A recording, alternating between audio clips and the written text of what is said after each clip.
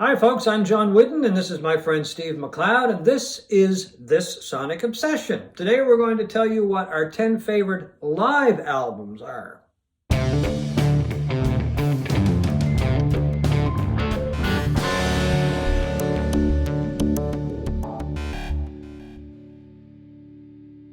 Welcome back. Our 10 favorite live albums, John. It was not an easy decision like it always is, and you're still shuffling the Well, order. it's difficult to make a choice. I mean, I had to leave some really good albums at home, so I think we should do a part two somewhere This is life and down death, the road. so you better have the right order here.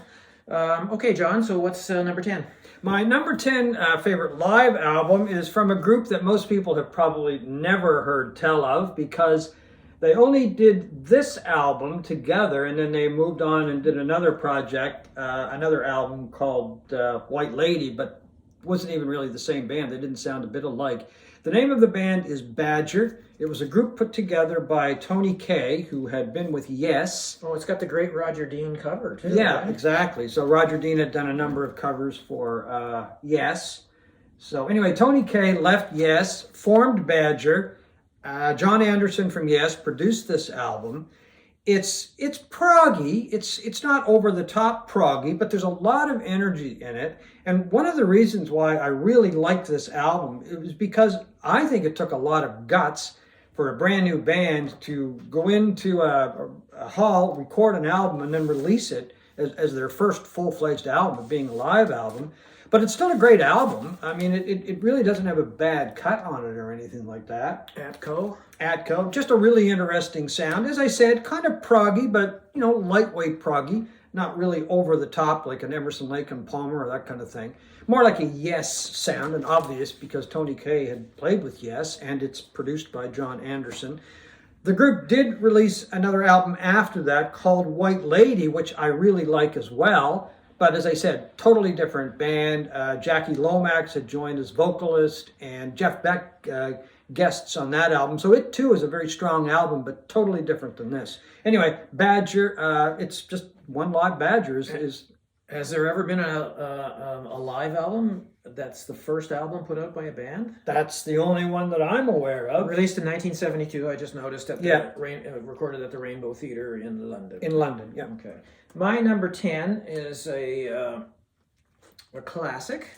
I guess they're all classics. I guess they are, yeah. Now they are.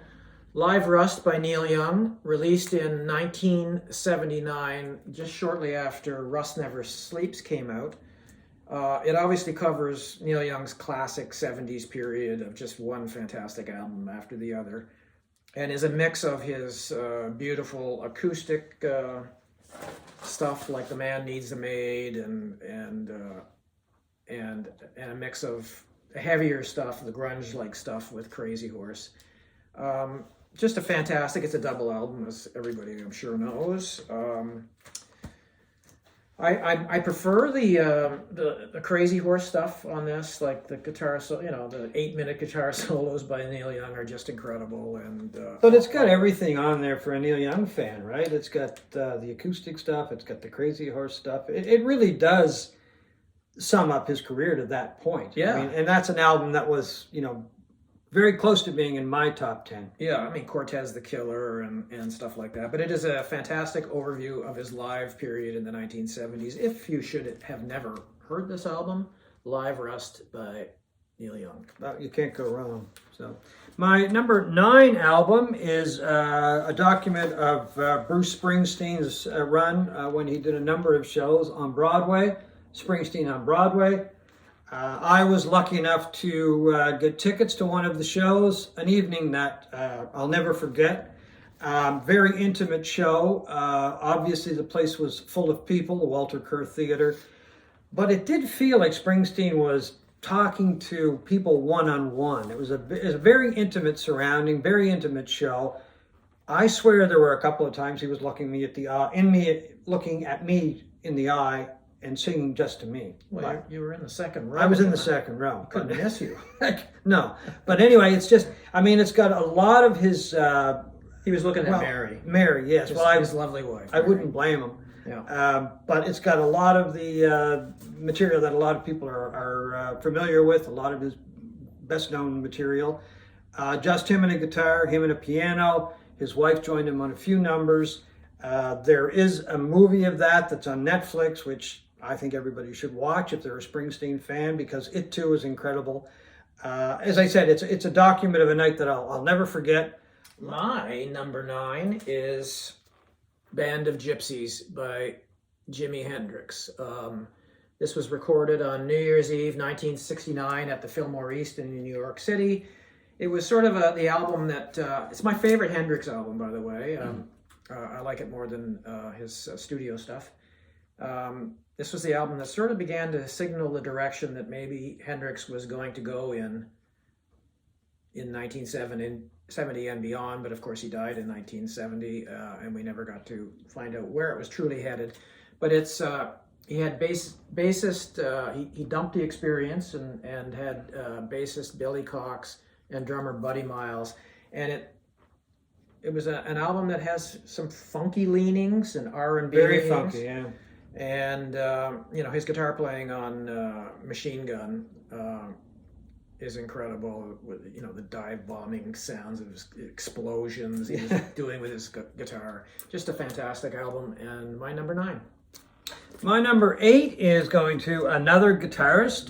This one is an album by Jeff Beck. It's called Jeff Beck Performing This Week at Ronnie Scott's. Ronnie Scott's, of course, is the famous jazz club, primarily jazz club in London. Beck performed there over a series of nights and recorded the shows with just a tremendous band. Arguably the best band that he's ever had behind him. Jason Rebello on keyboards, Tal Wilkenfeld on bass, and Vinnie Colaiuta on drums. Just an incredible band. And boy, Beck has had a lot of great bands. But on this album and on the other material that they did as a group, I think they went above everybody else that he's had play with him in the past, instrumentally anyway. Anyway, there's a lot of material on here that Beck is well known for over the years. There's a couple of guests on this. Joss Stone and Imogen Heap on vocals, and Eric Clapton on guitar. And it's just great Jeff Beck. I mean, there's not a bad note on the album. As I said, the band is there. They work with him. There's a lot of energy. There's the subtle Jeff Beck, because, I mean, some of the stuff that he does with guitar subtly is amazing. And then there's that high energy Jeff Beck as well. And he's got it all on this album. Anyway, would have loved to have been there. Yeah, and I forgot about this. Yeah, it's a great album. This would be, if not in my top 10, at least on the periphery, fantastic record. Yeah, my number 8 album is a little probably out in left field for most people. It is Home Invasion by Steven Wilson, who happens to be I've mentioned this before on the show, he's arguably my favorite musician of the last 20 years or so. This was recorded from a 3-night stand at the Royal Albert Hall in London in 2018. I happen to have the version that's 2 CDs and DVD audio. And it's just an incredible show you talk about, favorite bands of Jeff Beck. This to me is the classic lineup that Steven Wilson has ever worked with. Just phenomenal musicians. And, it's mostly his solo stuff since he left Porcupine Tree. But he does do 2 or 3 Porcupine Tree songs on it as well. Really nice recording, nicely produced, as you would expect from Steven Wilson. Just a great album, Home Invasion. Okay, my next choice is this. Now, this was tough in one sense and not tough in another sense, because I knew I wanted to get a Grateful Dead album in there because I love the live Grateful Dead material. So I narrowed it down to Europe 72, which is a document of their tour in Europe in 1972. I'm guessing you had this since 19... Oh, I've had that since 1972. It's a good thing you had the protective sleeves. It was a 3-album set, too. That cost a lot of money in 1972. And it's still in good shape. I guess it would. But the quality of the album is good. It's got a lot of the material that the Dead had, recently released on studio albums. There's live versions, of course, on this. And the band was playing at a really high level at the time. As I said, there's a lot of really good material on here. Some really good jams, of course, what we would expect from the Dead. The quality's good. Just a great album as far as the Grateful Dead goes. My number 7 is Kicking Television by Wilco. This version, I believe, came out on Record Store Day back in, when was this released? 2010. It's a recording of... I don't remember seeing that version. The vinyl. No. Yeah, no. I've got the CD. I think it's very costly. Well, I don't even know if you can get it. I don't know. Probably I not don't know now. if they might have put it out on their website as well. But it's a recording of their 4-night stand at the Vic Theater in Chicago in 2005, and it was the early in their iteration that they've had right up until this day. With Nels Cline on guitar and Glenn Cocchi and Pat Sansoni, and it's been pretty much stable. It's been totally stable. Yeah, they're going to say totally stable. Yeah, It was shortly after Jay Bennett left the band and died, which was awful because I really liked Jay Bennett. I wish he was still with the group in a way, but this lineup is a fantastic lineup.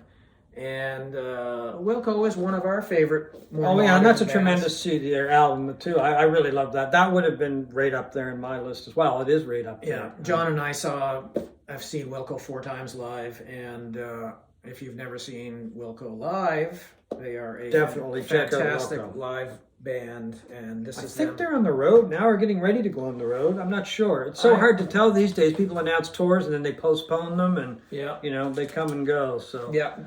So Kicking Television. So my next choice is the same as your number 9 choice, I believe. And this I was never very good at math. Well, Okay. Anyway, my next choice is Jimi Hendrix and the band of Gypsies. Once again, the live album recorded at the Fillmore East. I'm kind of like Steve on this one because it shows a Hendrix gearing up for a different direction, more of a funky sound than he'd had with the Experience. And I like that sound, I really do. And I was, once again, too bad he hadn't lived longer to explore it. Because I think Hendrix probably would have gone through like a funkier sound like this, and then probably more of a jazzier sound too. So who knows where Hendrix would have gone. He was supposed to begin working with Gil Evans shortly after that, the jazz orchestra leader. So where would that have gone, right? God knows where that would have gone. Yeah, but I'm like Steve too. This is actually my favorite Jimi Hendrix album. Yeah, I do prefer it over Are You Experienced and Electric Ladyland. So Jimi Hendrix, Band of Gypsies. Okay, my number 6 is one I talked about before about David Bowie's latest box set, which just came out on vinyl, and it had an earlier CD release in CD called Bowie at the Beeb, and this is David Bowie, BBC Radio Theatre, London 2000. It's a live album that was part of that set, and I don't think I've ever seen that before. it is my favorite Bowie live stuff. Oh, really? It's just incredible, and there's not a Ziggy Stardust. I'm a huge Ziggy Stardust fan, as I've talked about before. There's not one song on this. It's more other than The Man Who Sold the World. It's more in the 90s, 2000s period. Stuff like Hello Space Boy. God, I can't even read this. I'm Afraid of Americans. Stuff like that. More modern stuff than old Bowie. His band is incredible. And he has Earl Slick and M. Griner, the Canadian singer-songwriter, on keyboards and background vocals. I just love this because a lot of Bowie stuff, live stuff before this, was almost like he was going through the motions, like stuff like Stage and David. There's just not a whole lot of emotion. There's a lot of emotion in this album. It's fantastic. Okay, so my next choice is, I think, one of the greatest live albums ever recorded by one of the greatest live bands ever, and one of my favorite bands of all time. And Steve was making fun of Grateful Dead being worn out. Well, look at this. It's the retro look. It's amazing how they did that. I don't know how they did that. That's just That's just where hanging on to it for a very long time. Anyway, it's Humble Pie performance, rockin' the Fillmore. I just call it Live at the Fillmore. This album just does not let up from start to finish. It's got the classic lineup of Humble Pie. It's got straight out ahead rock and rollers. It's got some blues stuff on there. The vocals by Steve Marriott are just amazing. A lot of energy. Frampton, of course, Peter Frampton is singing on it, playing guitar. He's great as well. I think his performance on this is far better than he did anything that he did on Frampton Comes Alive. It's just an album that is full of energy. It's really the album that kind of put them over in North America. And after this album came out, Frampton left, and then Humble Pie became more of a draw when it came to some of the clubs like the Fillmore East and some of the bigger halls. So that's always been a big live favorite of mine, live album favorite, and to this day, I mean, I still listen to it. There's a couple of different versions kicking around on CD, and I've got them all. That one, of course, is the one that's almost worn. You might want to get a fresh one. I do have a fresh one. I brought that one just for the effect. All right. My number 5 album is Waiting for Columbus by Little Feat. This is the Mobile Fidelity Super Audio disc version. Just a fantastic live album. Great I live suspect album. it's probably on your list somewhere. Yeah, just the band at the height of its powers with Lowell George and the usual guys, Bill Payne and all those guys. I got this on vinyl in 1977, and I thought it was terrible. Oh, see, I don't know how you could think it was terrible. Well, I mean, 2 years later, I bought it on vinyl again, and it's become one of my favorite live albums ever. And rightfully so. And I gave the thing away. I don't know what the hell was wrong with You probably wished you had it now.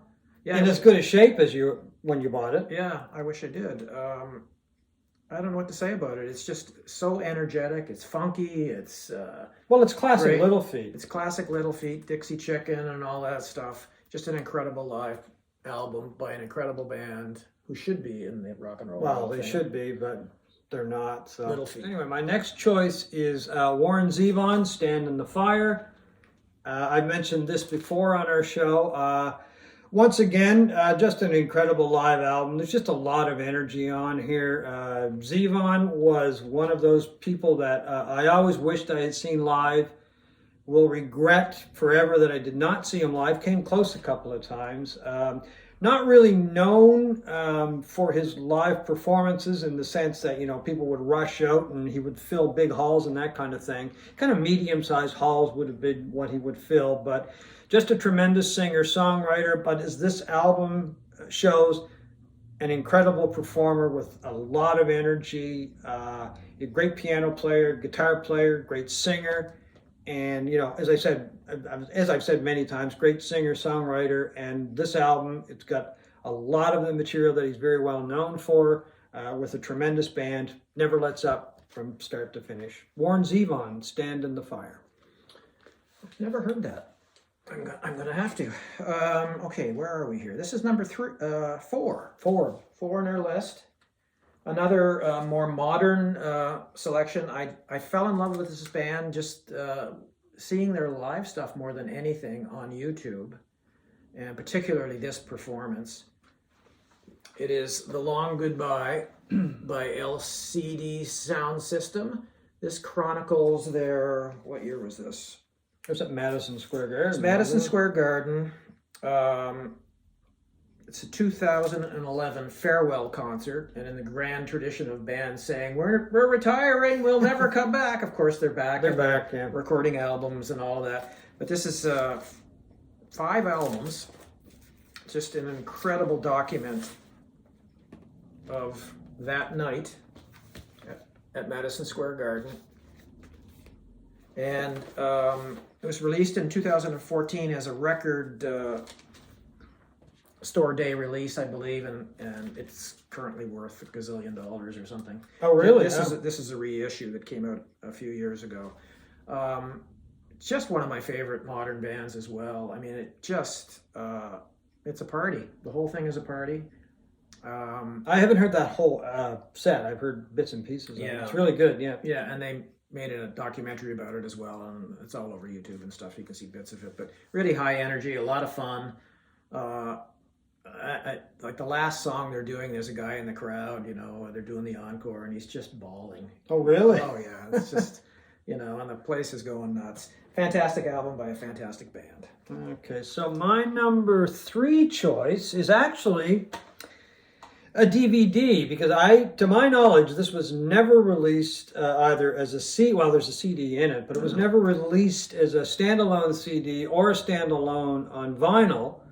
But it's a live performance by Paul Weller at the Royal Albert Hall in London. 2010, and there's a documentary in this package as well. And the reason I'm including it is because I consider it, it really is a live album in the sense that there's a CD of it, but I listen to this and I watch this a lot because it's Paul Weller, I think, at his best. I've been lucky enough to see the guy live. He's just incredible. He's just a very charismatic performer. He puts all of his soul into live performing. And in this show, he's got his usual band. Most of the guys are still with him. He does some solo stuff, of course, his own solo stuff. There's stuff on here from his days with the Style Council, which is an era that I really love, and material from The Jam, the band that really started it all. Okay, my number 3 is... Whoa, there's a big one. Tom Petty's live anthology, which came out several years ago. It was the first of the Tom Petty, I believe, the first of the Tom Petty boxes that came out, and I have a few of them, more than a few. Yeah, exactly. It is his live material recorded from the beginning throughout the whole course of his career. A fantastic document, and it is made to sound like it is one show. Like you wouldn't know it wasn't one concert. Seamless, yeah. It's seamless editing of the material. This is the 5 CD version, plus there's one live album from another live show, and the Blu-ray audio, which is my go-to disc for this. It has all 62 songs on the one Blu-ray audio disc. Fantastic. One of my favorite performers of all time, and yeah, if you've never seen or heard Tom Petty live. Anyway, my number 2 choice is the same as Steve's, and I can't remember what number he had it at. Anyway, it's Waiting for Columbus? Waiting for Columbus. Okay. Yeah, mine was number 5. Number 5. That's my number 2 choice by Little Feat, because as we said just a couple of minutes ago, it's classic Little Feat. It's got the great lineup of Little Feat. The band that could do no wrong. There's all of the stuff on here from some of their best albums. And one of the things that I really like about this album, it's not just Little Feat, but they brought in the Tower of Power horns. And the Tower of Power horns just give it that extra punch, I guess is probably the best way to put it. And it gives it that even funkier kind of New Orleans feel than they've had on some of their other albums, because the horns just added that much more to it. It kind of enhanced the sound of Little Feat. It reminds me of the band's album Rock of Ages. Rock of Ages, where yeah. they bring in the horn section, and the horns were charted by Alan Toussaint. Yeah. And it has that same kind of... Yeah, it's got that same kind of New Orleans funk feel, right? Yeah, although I think this is a better album. Oh yeah, I do too. Anyway, it's Little Feat Waiting for Columbus. I really don't know how he could listen to it and not like it, but anyway, he did eventually come around, which is the main thing. You're not always that smart when you're young, Well, that's true. That's true. I've loved Little Feat from the first time I heard them, which was Dixie Chicken. And anyway, that is my second favorite live album. My second favorite live album is, and I wish I had it on vinyl, Stop Making Sense by Talking Heads. This is the enhanced CD version where they release more material. The film by Jonathan Demi is my favorite rock concert video. It's one of my favorite. Yeah, I just think it was brilliant the way it was put together. The criticism of this of the CD version of this when it first came out was that it was too short. Like they edited it and they left out a lot of the songs. This makes up for it. There's 16 songs on it. How you could not move listening to this album. Oh, it's a tremendous album. Well, it's a tremendous movie. Yeah, the best soundtrack to the best concert film. of all time. I still think Rock Last concert Waltz. film. I still think Last Waltz is You better. think so? Oh, Okay. yeah, by all means. Yeah. Well, But I still, don't get me wrong, I still love that. I think why it's is great. The Last Waltz not on your list? I'm not. haven't seen That's your not first. on my list. I'm just Okay. saying the Last Waltz, as far as a movie goes. Okay. I mean, don't get me wrong. I love the soundtrack as well. But anyway, Stop. the list is not long enough. Anyway, to number one, and I think if anybody who's watched the channel will probably be able to guess what my number one choice is. I know Steve probably can. Yep. Can't you? Yeah. Yeah. I mean, Anyway, this was a given. this was pretty much a given. Yes, and this is. We've only talked about it just about every video that we've done so far. So Anyway, you can't talk about the brothers too much, let's put it that way. Anyway, it is the Allman Brothers Band live at the Fillmore East. Nothing is better, no live album is better than this album. And very few albums are better than that album. It is just a tremendous album. I mean, it just shows a band at its peak, a band that does stuff with guitars and different arrangements of some blues classics that nobody had attempted until this point, and nobody has matched since then, as far as that's concerned. It's 2 LPs of pure magic. There's not a bad note on it.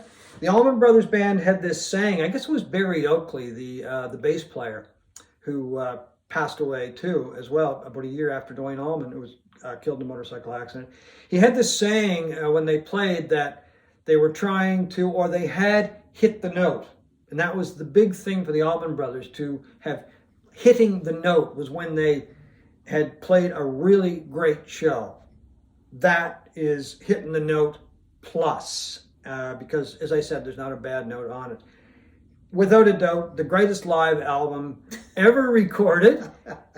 That's not up for discussion, Steve. And that is a historic moment, because this is something that John says. We've been talking music for 20 years, and he'll just out of the blue say it's not open for debate. Or so, in other words, I tried to just end the discussion. Yeah, but and you have a choice. This is a historic moment, Yeah. but actually there is one better than that. Oh, I don't think so. Now that is a great album. Don't get me wrong; it could have easily been in my top 10, but I figured I'd just keep it out because it wouldn't be number one for me. I thought I'd keep it out to get a rise out of you, and hopefully you'd lay the. It's an album that's got everything. It's got rock. It's got jazz. It's got it's got It's my blues. turn now. Oh, I know. Sorry. Number one, Rock and Roll Animal by Lou Reed. This is an absolutely perfect live album.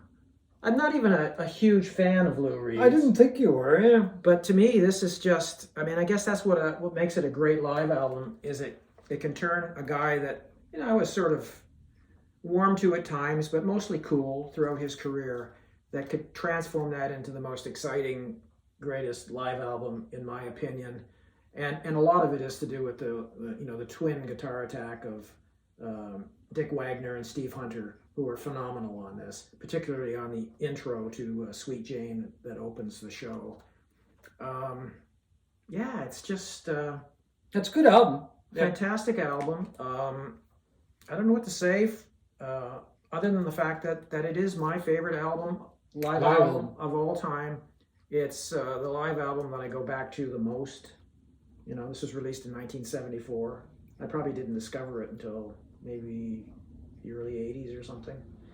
And it's my number one live album of all time. Look at that guy. Who, Lou? Yeah. We should have given this to the Pope too. If we had our chance. Next time. Yeah. Anyway, those are our favorite live albums. We could do another show on our second favorite live album batch. Maybe we will in the future. But anyway, we hope that you've enjoyed hearing what we like about those albums, and maybe give you some ideas as to things to check out if you're not familiar with the music. So once again, thanks very much for watching. Thanks for subscribing and tuning in. And you've been watching This Sonic Obsession. Thank you.